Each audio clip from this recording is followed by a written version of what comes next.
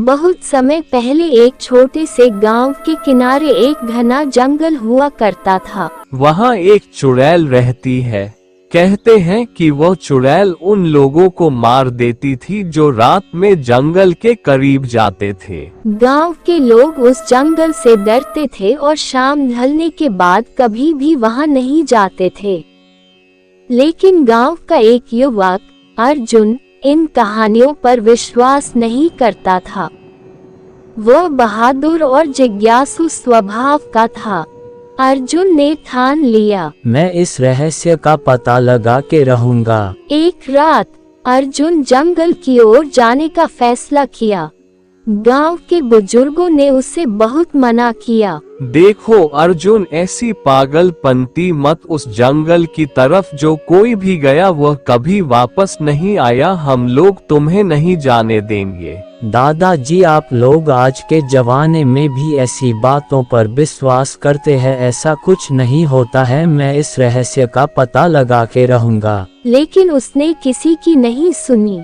जंगल में घुसते ही ठंडी हवा और सन्नाटा उसे थोड़ा डराने लगा, लेकिन उसने खुद को संभाला और आगे बढ़ता गया। थोड़ी ही देर में उसे एक पुरानी जली हुई झोपड़ी दिखी।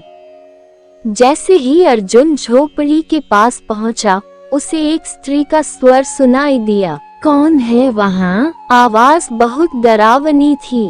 अर्जुन ने हिम्मत करके, मैं अर्जुन हूँ, इस गांव का निवासी। मैं जानना चाहता हूँ कि तुम कौन हो। अचानक झोपड़ी से एक लंबी बिखरे बालों वाली स्त्री बाहर निकली।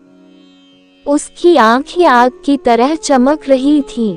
वह चिल्लाए, मैं वही हूँ जिसे तुम सब चुड़ैल कहते हो, लेकिन मैं चुड़ैल नहीं बल्कि इस गांव की रक्षक हूँ। जो लोग जंगल में आग लगाने की कोशिश करते हैं उन्हें मैं रोकती हूँ। तो फिर लोग तुम्हें क्यों बुरा मानते हैं? यह मेरी सजा है। मैं पहले इस गांव की एक सामान्य महिला थी, लेकिन एक दुष्ट व्यक्ति ने मेरे परिवार को मार डाला और मुझे जिंदा जला दिया। अब मैं इस जंगल की आत्मा बन चुकी हूँ और लोगों को नुकसान से बचाती हूँ। अर्जुन ने उसकी कहानी सुनी और गांव लौटकर सबको सच बताया।